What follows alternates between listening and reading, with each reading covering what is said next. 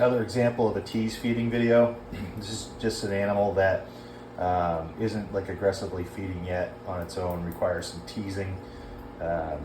Again, I poke pretty aggressively on the tail end, lower 25% of the body. I'll switch it up. I'll do mid-body, neck area.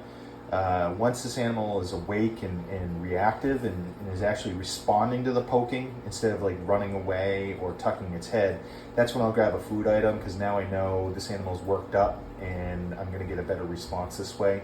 You can do it with the mouse and the tweezers at first. I just find that this just tends to cut the chase a little bit. And what's really important is that when you're holding the mouse and presenting it, that the tips of the tweezers are at the shoulder area of the mouse, because you can really hold onto it firmly without the mouse being floppy, which I find doesn't work as well. I like to have them somewhat rigid, and also the tips are far enough down on the side of the mouse so that you can continue this aggressive poking.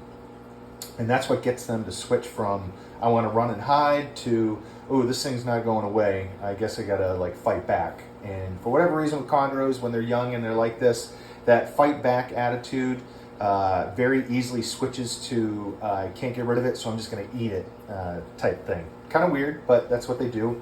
And then after a while, they slowly transition out of this, and then they just realize that we're not here to kill them, and you know, they should eat because they want to live.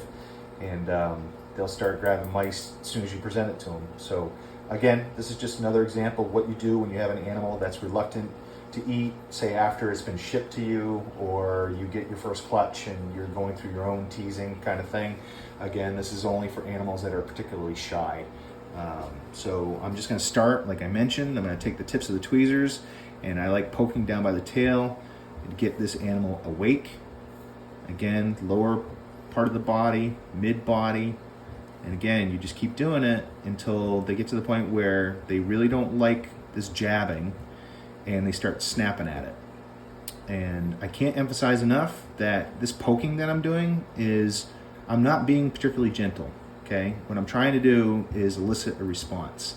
And see how he's getting like aggravated? You want to keep doing that until they start getting snappy.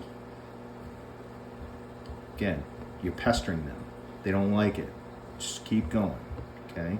This animal is definitely being shy and not being reactionary, but it's just now starting to transition to the point where it's going to start biting.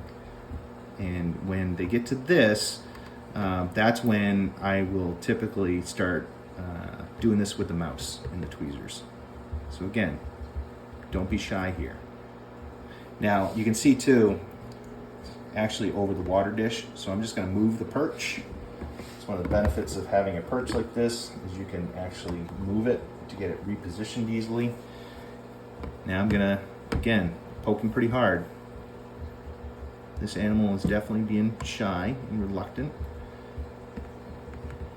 So I'm actually going to grab a mouse now, which is a hopper mouse, or a fuzzy, I mean, sitting in warm water. I'm going to give it a quick roll on paper towel to dry it off, and then I'm going to continue this teasing. But you can see how I hold the mouse, shoulder area kind of at an angle, tips of the tweezers poking down. That way I can continue this method. And sometimes what I'll do is I'll poke and I'll bump their snout. See how he's starting to get snappy? That's the reaction that you're looking for. And eventually what happens is they grab it and wrap it and eat. There you go.